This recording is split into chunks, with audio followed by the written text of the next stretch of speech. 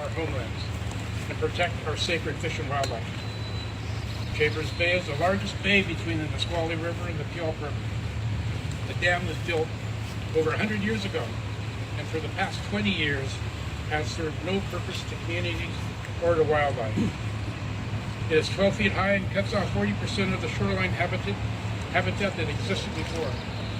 There are significant structural concerns with cracks and corrosion because no person or entity has conducted maintenance in over 20 years.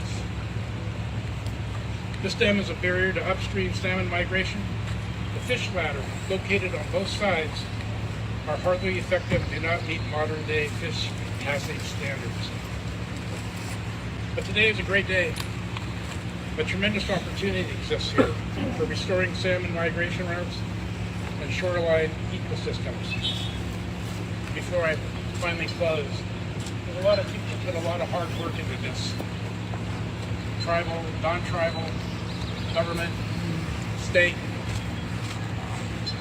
And I know you guys work really hard. There's a lot of issues facing us, and I just want to thank you for sharing this moment with me. Thank you.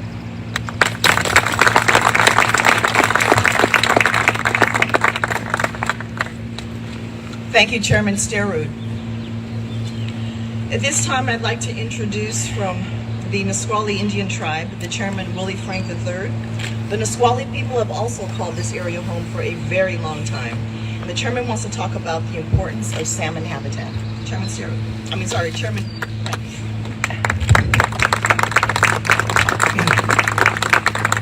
Good afternoon, everyone. My name is Willie Frank III, Chairman of the Nisqually Indian Tribe. My Indian name is Kalashkid, and that was given to me by my grandfather, Willie Frank Sr. He lived to be 104 years old. Right here, he lived his whole life along the Nisqually River. And I want to thank Speaker Pelosi today for coming out and seeing our homeland, the homeland of the Medicine Creek tribes. And everybody who came out here today to take part in this. This is so important. We got to get out there and get our folks reelected. We got to support Congresswoman Strickland and Congressman Kilmer right now. It's a very important time.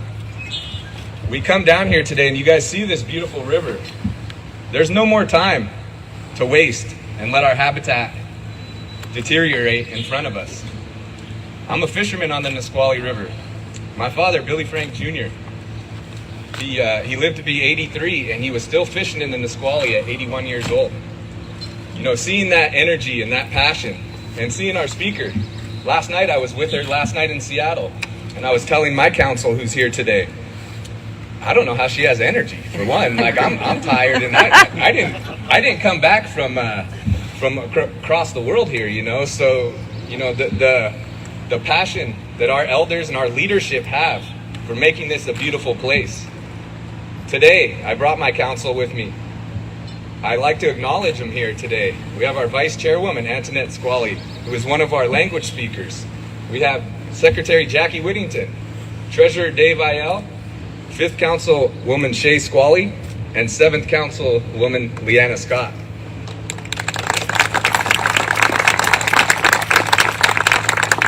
And I want to acknowledge the Puyallup tribe, the Squaxin Island tribe, as well as the Muckleshoot tribe, our traditional UNA here on this river.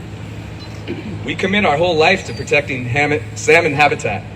We all know that we have problems out there with clean water, with healthy water, a healthy environment for the next generation. You know, we have a young council at Nisqually, and it's great to see the energy and the commitment to positive change for everybody. And having the opportunity to spend the evening with you, you got me so motivated last night. I want to tell you that though, really, you know, because seeing that gives us all the strength to come together here in the state, in this beautiful area right here. We know that we got to clean it up. We know the dam has got to go. We know we got shoreline restoration projects that we got to come together on, not just tribes, but we need everybody here in this great state to come together and be willing to work together and have some tough conversations, but do what's right for this great state and this beautiful area that we live in today. Before I go, my grandfather, he used to say, Nisqually Indians lived in paradise before the white man came. Well, we're all here together now. We're not going anywhere. The Nisqually tribe, all of our different city, counties, everybody, we're here together. You know, I want to get back to that paradise one day. And I don't want to be that generation that is showing you guys this fish in 5, 10, 15 years and saying, hey, we used to catch these in the Nisqually River.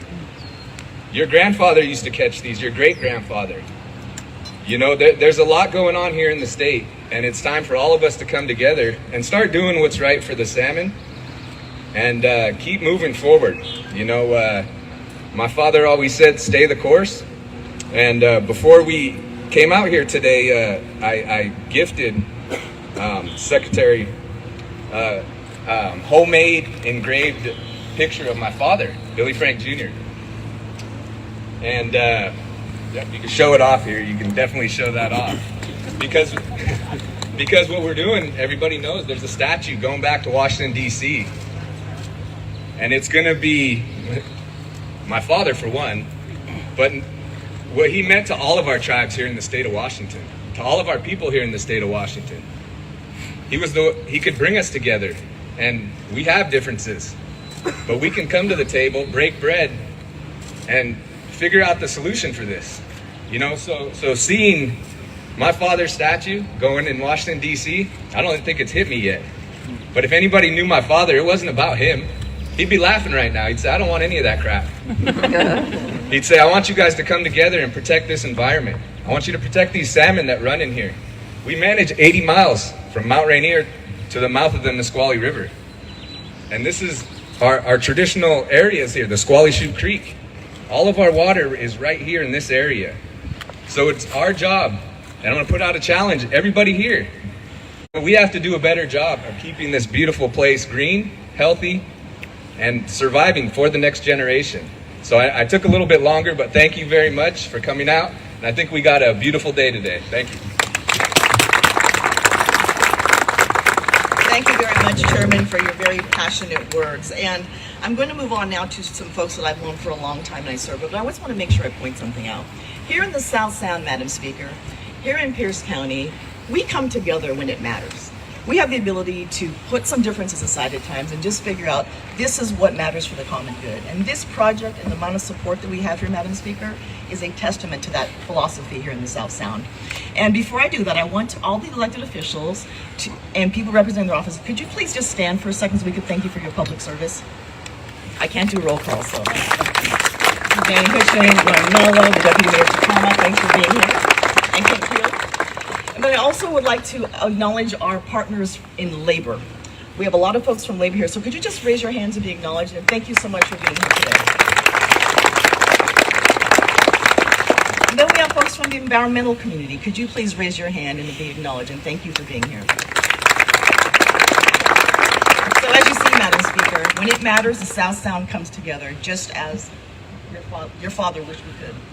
Okay, so now, it is my pleasure to introduce another longtime colleague and friend, the former mayor of Lakewood and now executive council of Pierce County and City of Lakewood council member, Don Anderson.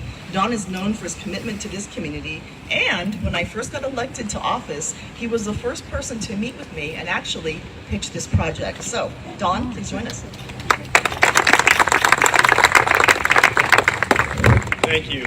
Madam Speaker, honored guests, what a wonderful day, wonderful spring day to be in Pierce County, Washington. And I'd like to welcome you to Pierce County's Chambers Bay properties. I'm happy to be here on behalf of Executive Dameyer, who regrets he is unable to join us. His longtime mentor, Slade Thornton's memorial services happening at the same time here.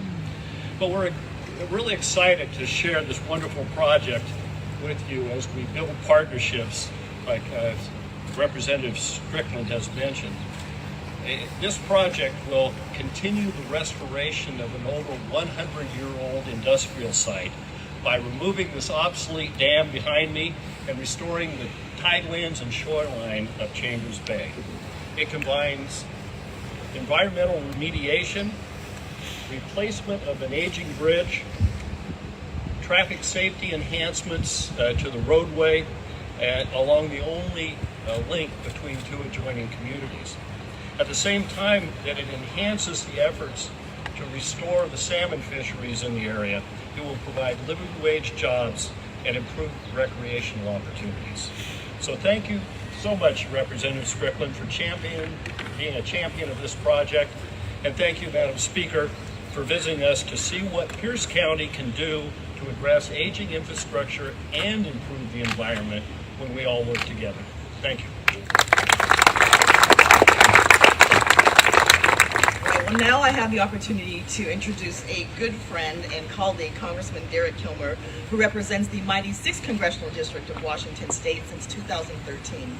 He has done so much work to save and restore the Puget Sound, and it's my honor to serve with him as the co-chair of the Puget Sound Recovery Caucus. Ladies and gentlemen, Congressman Derek Kilmer. Well, first of all, I want to thank Speaker Pelosi for coming and welcoming her to the better Washington. So grateful for her leadership. I also want to thank Marilyn Strickland, who is an outstanding tag team partner as we work to recover Puget Sound, to restore our salmon. As Marilyn mentioned, we co-chair the Puget Sound Recovery Caucus, and she is just fierce in working on behalf of protecting these waters. Also just want to acknowledge Chairman Sterud and Chairman Frank, who are just outstanding partners. They serve really as our conscience as we work on protecting our waters and the species that depend on it. So here's the headline. This new infrastructure law is a big deal. It is a big deal. It's about recognizing that we can't compete in a 21st century economy with 19th and 20th century infrastructure. It's about fixing roads and bridges, and Madam Speaker, you may have noticed there are some parts of our region where the speed limit signs are only there for nostalgic purposes. Fair amount of traffic issues, but we're working on it. It's about connecting people to broadband, recognizing that internet access is not just about whether you can watch Kenobi on Disney Plus, which I'm totally going to do. By the way, happy May the 4th, everybody. But it's about whether you have telehealth access or whether you can take that online class or participate in an online city council meeting. But what has not gotten as much attention out of this infrastructure law is the fact that this new law will make an enormous difference as we work to restore habitat and protect our environment. Sadly, in our region, deteriorating infrastructure and failing culverts have long had a negative impact on water quality and have threatened the salmon that are so important to our identity and to our economy and to tribal treaty responsibilities. And that's why the Washington delegation, including our senators and Representative Strickland and I, led a successful effort to include in that infrastructure law the first ever federal program dedicated entirely to culvert restoration, to remove and restore and replace failing culverts. It is $1 billion to improve fish passage. She knew that. But listen, that's not all. This new law also includes record funding for restoring Puget Sound, to recover habitat, to move forward important projects like this. We know how much Puget Sound means to our state, to our economy with fishing and shellfish harvesting and maritime jobs. But there are 19 federally recognized tribes that have made Puget Sound their home since time immemorial, including 17 with treaty rights to harvest fish and shellfish. So restoring these waters, recovering these salmon is about fulfilling those obligations. It's about environmental justice. And it's about ensuring that the next generation, including my 2 kiddos, can dig for clams and go fishing and appreciate this treasure. Now, I find myself wishing that we could go back in time and tell prior generations not to destroy habitat or cut off salmon runs or to block fish passage. But we can't do that. And while the best time to address these issues may have been decades ago, the next best time to address these issues is today, right now. And that is why Congresswoman Strickland and Speaker Pelosi and I are leading the Puget Sound Recovery Caucus. It's why we are promoting projects like this, and it's why this infrastructure law matters. So thanks so much for being here, everybody. Thank you, Congressman Kilmer. So as you all heard today, this entire estuary, the Puget Sound and infrastructure running through it, is in need of restoration. And the Puget Sound itself is 100 miles. It extends from the northern tip of Washington State down here to the southern part in Olympia. And This is the largest estuary in the United States by volume, if you didn't know that. And as you know, it's an economic driver of our region. It supports jobs, trade, treaty rights, and so much more. And the Chambers Creek Bridge and dam removal are examples of how these infrastructure dollars have a wide-ranging impact. As mentioned earlier, this is about the environment. This is about tribal treaty rights. This is about good family wage union jobs. This is about making sure that we keep the beauty that makes this place so incredibly special. And by the way, this is a national security issue. There's an access road to Joint Base Lewis McChord, and the military actually uses nearby beaches for training. So this is why we work so hard to get this infrastructure bill passed. As Derek said, this is a really, really big deal. So, a strong coalition of local stakeholders, including tribes, local government, and nonprofits, we are ready to act on this project. And from new funding sources like the Culvert Restoration Grant Program and the Bridge Investment Program, we have the opportunity to actually work on this project and see results. So I want to take a few moments to thank some partners who've been very integral to this project moving forward. I want to thank the Beller family for helping make this habit restoration a reality.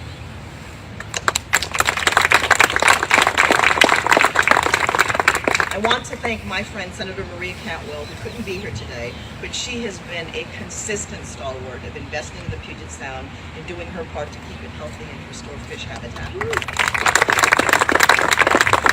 I want to thank the Office of Pierce County Executive Bruce Steinmeier and Don Anderson, and my colleagues and friends, Council Members Hitchin and Mello, for working with all people to make this a reality. Thank you both. And of course, we are here because Speaker Pelosi is here, and we're just so delighted to have you here in the South Sound, in case you didn't know already. So, it is my distinct honor to hand off the main event here. And Nancy Pelosi is an extraordinary leader as the 52nd Speaker of the U.S. House of Representatives, and she is no stranger to making history during her time in office. She works tirelessly every day for the people, and as Derek and I often hear, for the children. And she has expanded access to health care through the Affordable Care Act for tens of millions of Americans. I don't think you all understand what a monumental act it was to have her leadership pursue that dream making reality. She has fought hard for reproductive rights. She helped get this infrastructure package passed that is helping Washington State address the backlogs of deferred maintenance, fixing bridges like Chambers Creek, expanding access to broadband, making sure that our water is in fact clean, making investment in transits. Hooray for the transit geeks like me. So ladies and gentlemen, it is my honor and my privilege to represent the Speaker of the U.S. House of Representatives, Nancy Pelosi.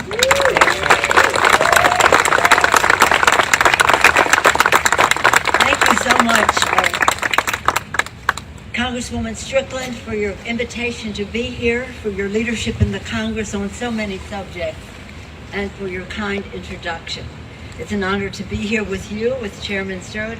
I thought you were going to do a prayer, so I'm taking the words that you said earlier as a prayer. That was beautiful because he called us to action and established values and priorities in his comments. Willie Frank III, thank you so much for this. And can you imagine how exciting it's going to be to have a statue to his father in the capital of the United States? So great. Thank you to the state of Washington for making that possible, because you decide who represents you in the Congress, but also in the Statuary Hall. Don Anderson, thank you so much for making this bipartisan. The bill is bipartisan. It's the bipartisan infrastructure bill. Thank you for making the communication of it and the acknowledgement of it bipartisan as well. Representative Kilmer, well, I'll talk more about about them, but thank you for your relentless, persistent, dissatisfied, and constant advocacy for Puget Sound, and I know that you and Congresswoman Strickland are the co-chairs of the Puget Sound. We'll talk more as we go forward on that. Here's the thing, though, that I was keeping it with me. I want you to know I have my fish too that I received last night, right from The Talayla last night. Yes. So here's the thing: when we have long overdue needed for a long time needed an infrastructure bill. The fact that it's bipartisan is so positive for us because it's always been bipartisan over time. forever when we did an infrastructure bill, it was always bipartisan. So with President Biden's leadership to say we're going big with this bill, now he had in his value system of all of this that it would have environmental justice and respect for indigenous rights and all the rest as part of the bill. He has a 40% justice piece in the bill, so that people who are concerned about all the infrastructure they built before divided my neighborhood, we're still living with the concept. We said, no, that's not what this is. This is not about dividing. This is about uniting. This is about uniting. And I might just want to say that in terms of the state of Washington, the bill is very appropriately generous. $5.3 billion to fix roads and bridges, some of which will be part of this. $1.9 billion to upgrade public transit. $71 million for electric vehicle charging stations. Again, the bigger bill has $13 billion to help tribal communities. Now, let me just say, when we said we were going to do an infrastructure bill, we said to Indian country, we want you at this table on the very first day. We don't want to present you with something and say, what do you think of this? And, oh, it's too late to make any changes. We needed them to be there the very first day because they have been keepers of the land, whether it's water rights or whatever, or sacred grounds or all the rest. We wanted to be in front of all of that when we wrote the bill. So it's no coincidence that you are here, both of your tribes, here today telling us the story of the history of it all and how it will be enhanced as we go forward. But I do have to salute President Biden for insisting from the start that that would be the way we would go down this path. So again, we talk about the natural beauty of the South Sound. We talk about Chambers Creek, I never have a more official name, but Chambers Creek. And it's really very exciting to be here. I mean, I'm 11 hours ahead of you all. We're behind, I'm not sure which, but it's 11 hours difference. But I couldn't be more honored than to see us right here in this beautiful, beautiful place of nature with the family. Thank you to the family for what you have, the Beller family, for gifting the dam to the local environmental groups. For Tara here? Tara? And thank you so much. So it's public, it's private, it's nonpartisan, it's bipartisan, and the rest. It's very, very important. And you know, you're a model to the country, a model to the community. Praise Derek Kilmer, he's chair of the Modernization Committee. He had this idea that Congress should be modernized, and he's the chair of the committee that we established to do just that. Gives him a seat at the chair's table. Very, very respected in the Congress. And as I said, as we know, alongside Rep. Strickland, the Puget Sound Recovery Caucus. And again, he's on the Appropriations Committee. We call it the almighty powerful Appropriations Committee, on the Environmental Subcommittee that has so much to do with all of this. And again, to Chairman Sturra, I thank you for reminding us of the history, the heritage, and the sanctity of this land. Chairman Willie Frank, thank you for highlighting the human and cultural aspects at stake in this fight. And again, we look forward to welcoming your father to the Capitol and his many friends. Council Member Don Anderson, thank you for bringing the spirit of bipartisanship to this important occasion. This remarkable backdrop reminds us of America's collective obligation to care for nature's life-giving wonders. The health and livelihood of working families depend on good stewardship.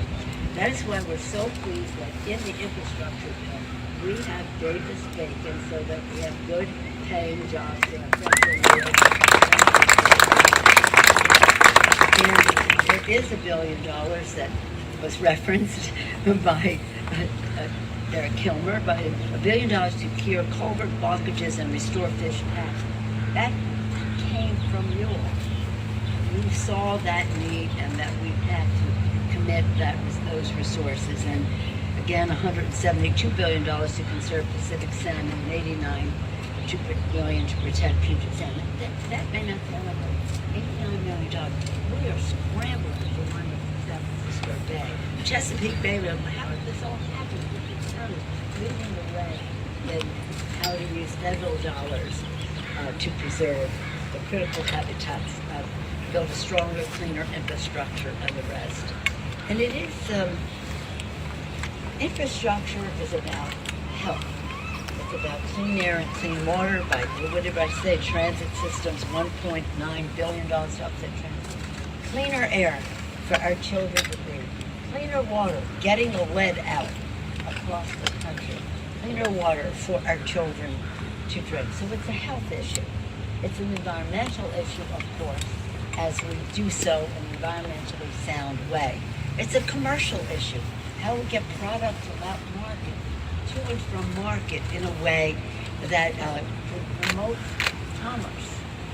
It promotes commerce. And for us, it's a values issue as well, because all of this is to help us preserve the planet as we fight the climate crisis. And Washington State has been so in the lead in all of that. It's a quality of life.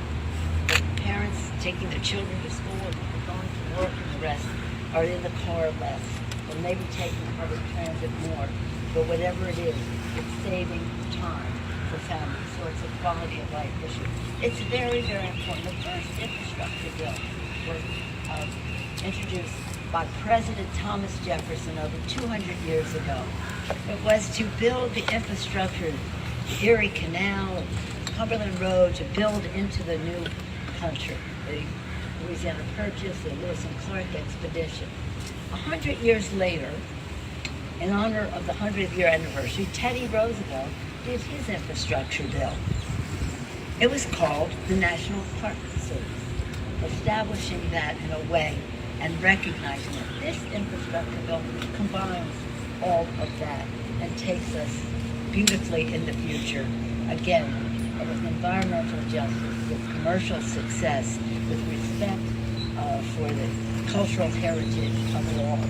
So I think you captured it all right here today. It's exciting to be here with it and with all of you as we do this.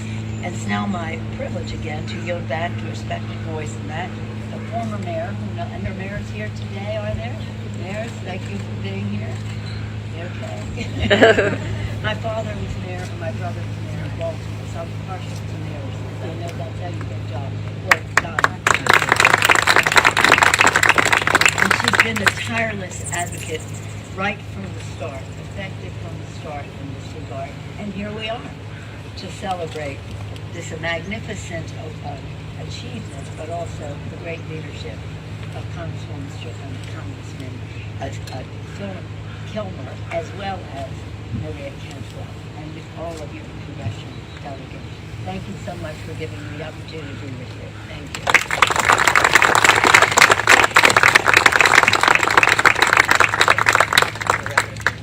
So I'm going to wrap things up, and I just want to say one thing. Every person who's here today, we all want the same thing for this nation. We want a nation that is safe, that is just, and that is secure. This project is one example of living up to those ideals. And every day when we're in Congress, we are fighting hard to make sure that our policies and our proposals and how we spend money live up to that idea of a nation that is safe, just, and secure. And that is something that we should be able to agree upon in a bipartisan manner. So thank you, Madam Speaker, for being here today. I think we're going to open it up to Q&A. So thanks everyone for being here today, and we will open up the questions. Speaker, Madam Speaker, with all due respect to the issue at hand, and I'm sorry, Congresswoman. Man, Chris. With all due respect to the issue at hand, why don't we save your question until we deal with some of the questions at hand? But with all due respect, Speaker, you just got off apparently a long flight from Ukraine. You are the highest-ranking person in the administration in the United States government that has been there in the war zone. Has your perspective changed in any way after you've been on the ground? Well, what we usually do is take the questions that were gathered to and then go on to other subjects. So what we'll do is we'll do infrastructure questions first, and then Chris, we're going to parking lot that and come back. I'm very honored to talk about it. It's so important, and I thank you for your question. But we just want to focus on this questions on something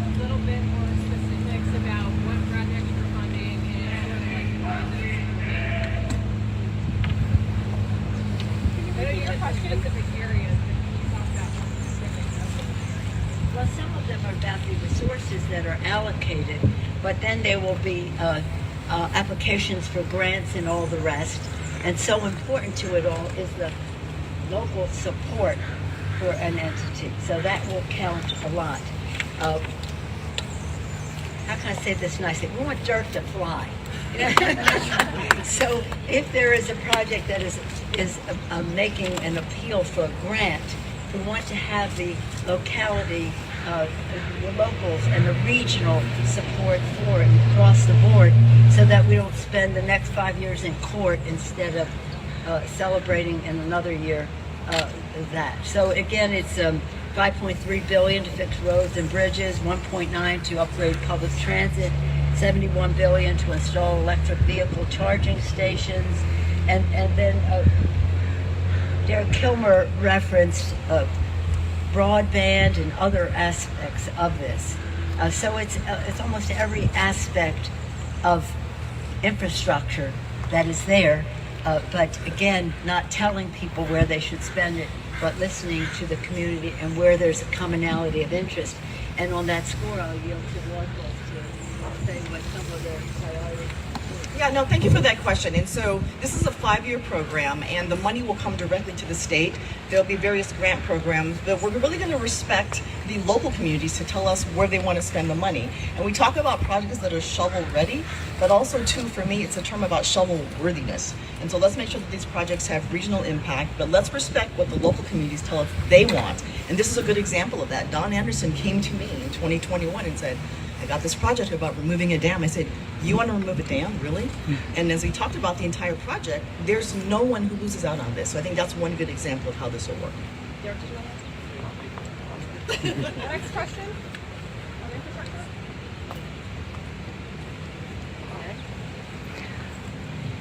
So,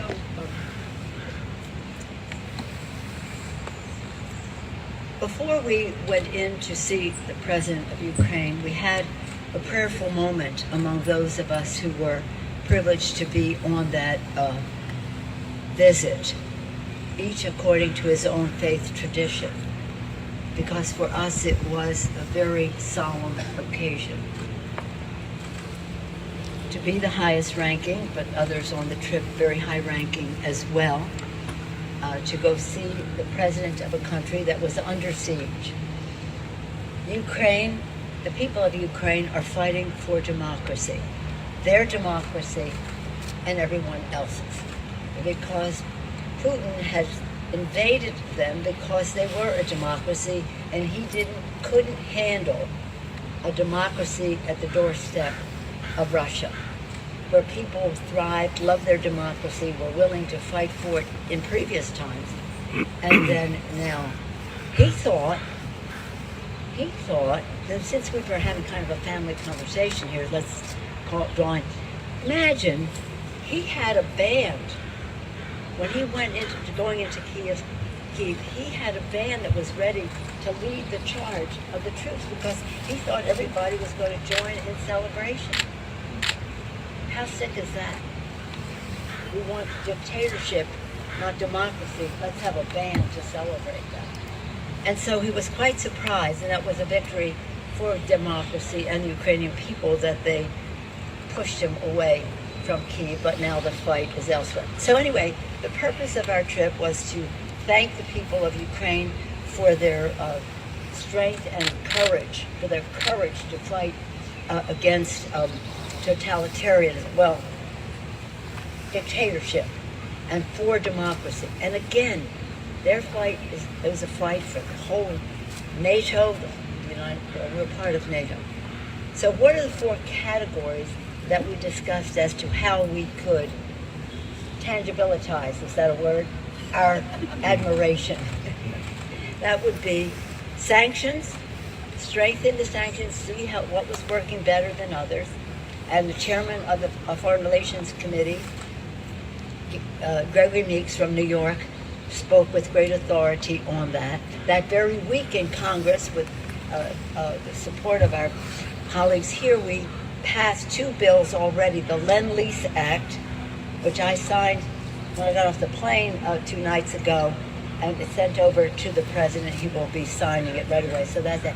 And then we passed something called, what I call, Seize and Freeze. seize the Russian assets, freeze them, and when they thaw, use the money to rebuild Ukraine. I have the Afghanistan ring. Ukraine.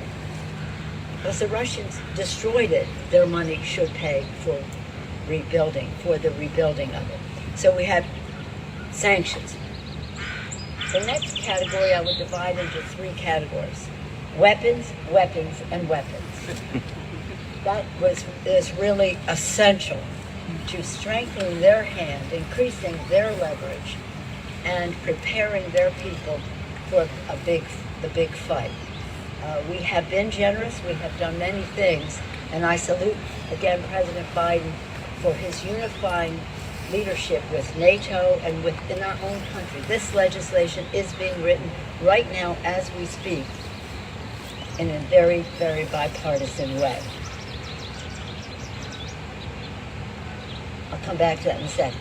The next thing is humanitarian assistance. Half the population of Ukraine is either displaced, refugee, or under fire. Under fire. They need food, they need water, they need so many things. And we have been generous, as so have the NATO countries. And after what we went to Poland, and I'll talk about that afterwards. Now, under humanitarian, and it's maybe more than you thought you were getting, it's one very important subject: food. Food. People are starving. Food. Now, Ukraine has been the breadbasket to the world. Their product this year, their crop, is overwhelming. They have that food, but they have to get it to the places that need, and they have to sell it to the world.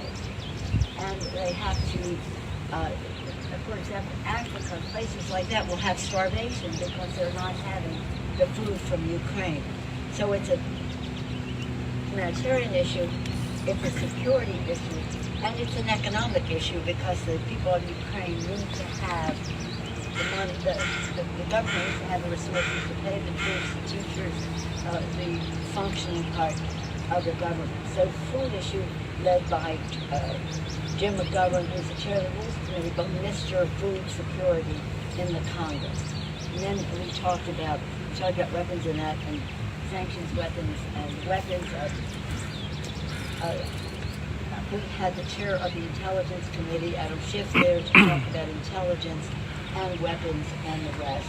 And Jason Crow, the other member who was with us, he's a member of the Intelligence Committee, but Armed Services Committee.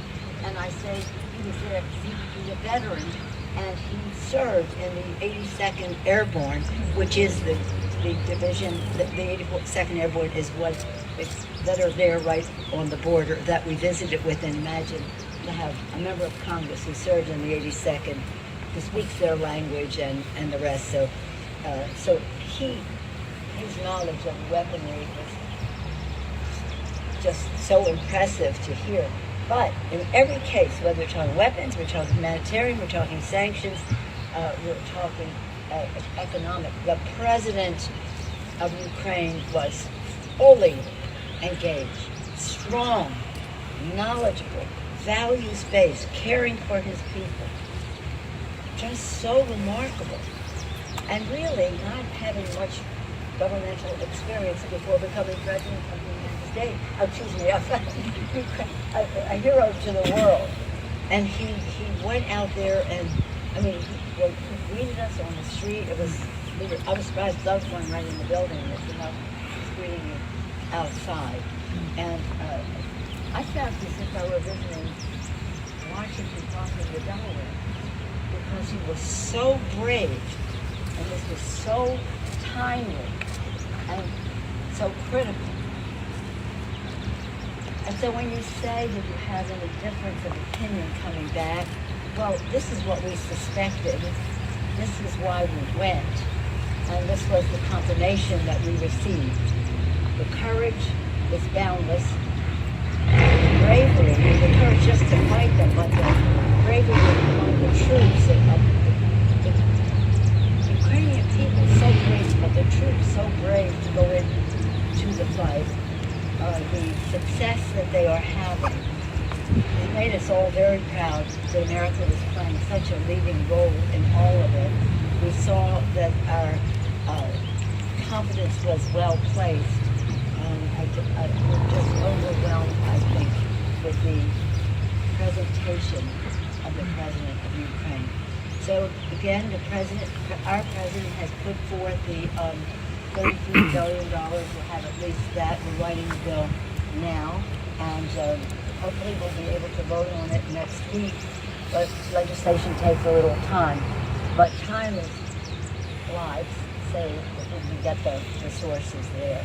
Madam Speaker, can the country afford another supplemental spending bill, $33 billion? Can the country afford to At a time protect when our inflation, democracy? at a time when inflation is raging out of control. Yeah, that's it.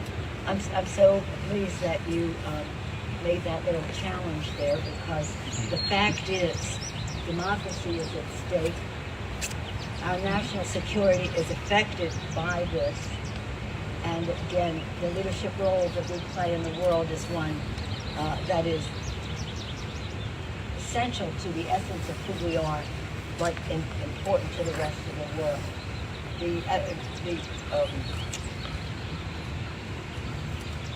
The question you asked, can we afford it? We can't afford not to do it.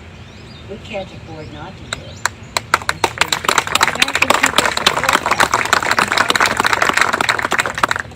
Large numbers, 2 to 3 to 1, support that we should be helping them, and by the same numbers that we should not go in. So they're fighting a fight for all of us. In terms of inflation, well, the Putin tax at the pump has contributed. I'm not saying the whole increase in the price of the pump is Putin, but a large part of it is. When you have narrower supply, you have higher prices. That's just the way it is. But the president has released, in order to increase the supply, release oil from the sprout, and he has. We have, in the leadership of Maria Cantwell, she has been a real champion in writing the bill and in the lead on some of the manipulation that the oil companies are engaged in that keeps the price of oil up. So we have to deal with some of these issues for the ongoing, not just for the moment, but at the moment they are urgent.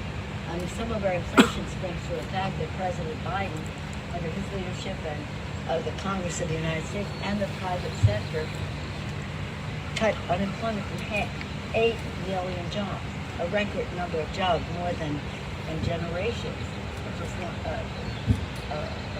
created in 1 year. So when unemployment goes down, cut in half, inflation goes up. It doesn't mean we welcome it. It means that we have to deal with it. And when you're talking about oil prices, you're talking about food prices.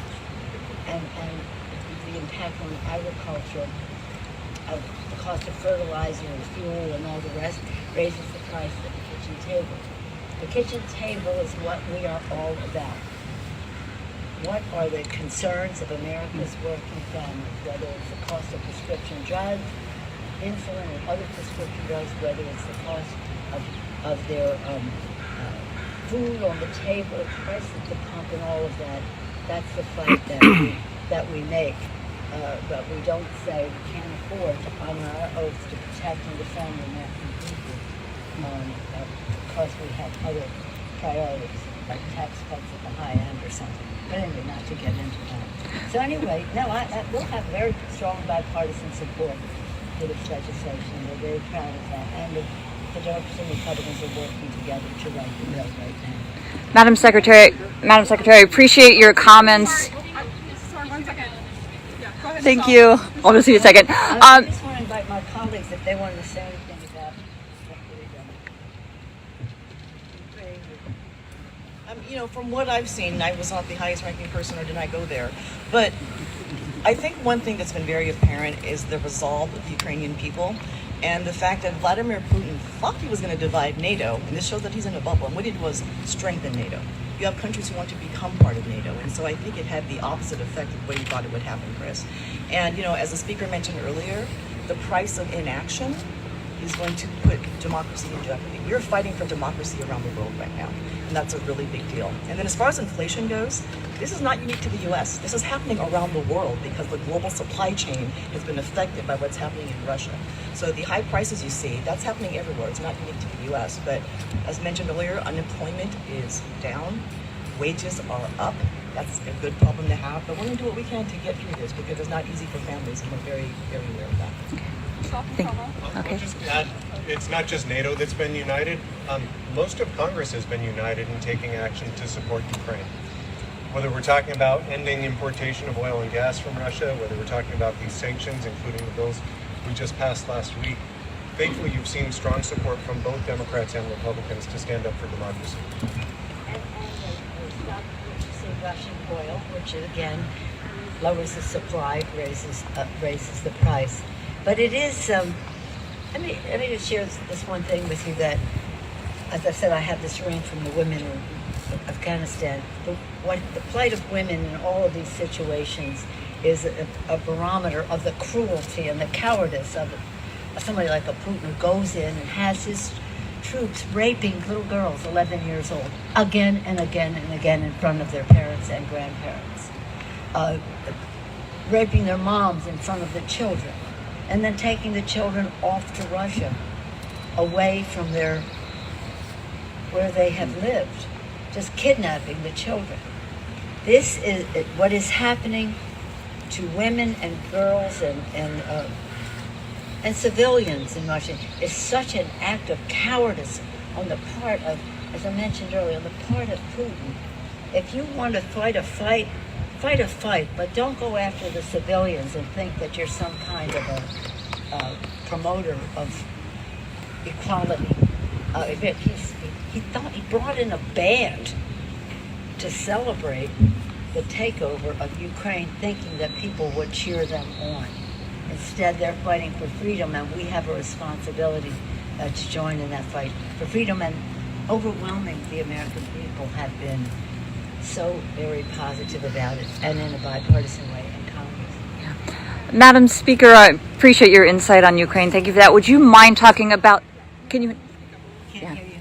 I'm so sorry. Madam Speaker, would you please weigh in on Roe v. Wade? I know that you gave a statement yesterday. I was hoping you would about 2 points: one, respect for women, and two, the ramifications in the event that this is overturned. Yes. Well, thank you for asking. When I came back the night before last, we landed the night before last in Washington, D.C., and I came here the next morning. But when we landed there, to the horror of the Supreme Court draft of a decision that was an assault on women, lack of respect for women and their judgment, but it did violence not only to women, but to the Constitution of the United States. In case you haven't read the draft, it's a situation where they mock the former Chief Justice when Roe v. Wade was decided nearly 50 years ago. They mock it. They say privacy, they undermine it as a value in the Constitution. Precedent, forget about it. Even though this bill, a decision nearly 50 years ago has been reaffirmed one form or another 14 times by precedent in the court, which they all said they supported. So what I'm saying to people is keep your eye on this, the substance of it. The press, likes to say, well, there are two things here. How did the document get released and the decision? Now, the document getting released, okay, let's talk about that. What is important is the substance of it and what it means in the lives. Now, I have 5 children in 6 years and 1 week. Catholic, went to church in Poland and all that. So I respect the views of other people for themselves. I don't think they have any business telling women how they should deal with their own reproductive freedom and rights.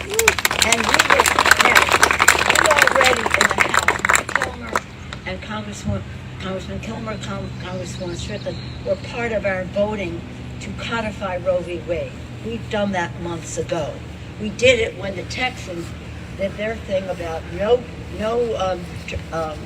freedom of choice and at the same time licensing vigilantes to go after people who might exercise their own decision making.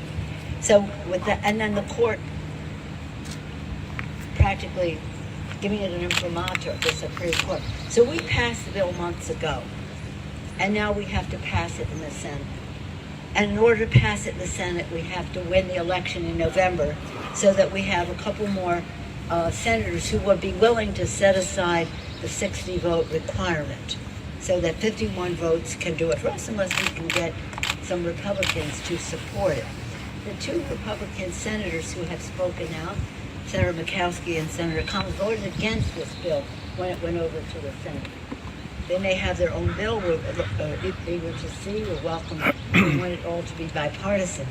But this is an assault on privacy. Who knows what's next? Who knows what's next? Marriage equality? There's so many things that are rooted in privacy in the Constitution that they could go after now. It's really appalling. And so let's not, people say, well, we should enlarge the court, we should, maybe. But right now, we just have to keep our eye on the ball. This is what they're doing. This is what it means to you. And overwhelmingly, the American people, at least 2-1, have said they want Roe v. Wade to be retained, and they oppose overturning it. So I thank you for the question. As a mother of 5, in 6 years and 1 week, it's like, what makes you think that is any of your business, you 9 people, or 5 of you, or how many of it is over there, including the Congress of the United States. So let's do what is right, what is in our Constitution, what is in our precedent, what honors privacy, which respects women, and just keep our eye on the ball, on the substance of it, because I'm going to tell you something. This is going to hurt low-income and minority women so fiercely. And that's part of their agenda. They do that every day anyway. But forgive me.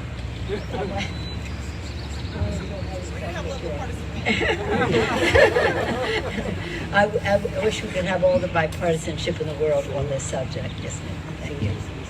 Thank you all. We have one last question, sir. Just to follow up on that, can you tell us, does this fundamentally change the dynamic? Well, I think women will remember in November, But I never, we're having a bipartisan moment here, but just in a matter of civics, I never had any intention of the Democrats not retaining the majority in November. I just left an event for Kim Schreier. Her election is very important to the Congress, not as a number, not about quantity, but about the quality of her leadership in the Congress, the quality of the leadership of their Washington State delegation, House and Senate. And no, I had never, so when people say, oh, history says, I'm not care about history, we're talking about the future. We're talking about the future. So we will mobilize, we'll own the ground, getting out our vote, inspired by what we're doing for the American people at their kitchen table needs, as well as having the resources necessary to do that. The most important part, though, is the quality of the candidate, of the members of Congress and of the candidates, and we're very proud of our members and also those who will add to it. So, yeah, but in terms of a difference that this might make, I think it will make a difference. I wish it weren't. I wish it weren't partisan. This shouldn't even be a political issue. Mexico, Ireland, Italy, all open the doors for women to have freedom of choice, and they're all Catholic countries. Why this should be a political issue is most unfortunate. But in any event, getting back to where we are today, in a bipartisan way, to promote commerce, to clean up the air, to improve the quality of life, to respect the cultural heritage of it all, to do so in a way that creates good paying jobs as we protect the environment, as we protect our planet for the children.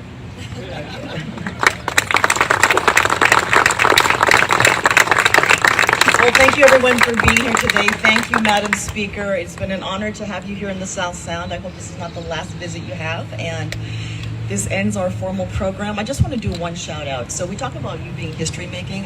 The Washington State Speaker of the House, Lori Jenkins, a good friend of mine, is here. Lori, would you please be recognized? The history maker herself, and this has a lot of say in what happens with the fact that Washington State will allow you to have reproductive freedom, regardless of what happens at the federal level. And Lori has been very instrumental in that. So Lori, thank you so much for your voice and your fight in all of this. We love you. Thank you for his leadership in all of this as well. But it's an honor to have you here, Madam Speaker.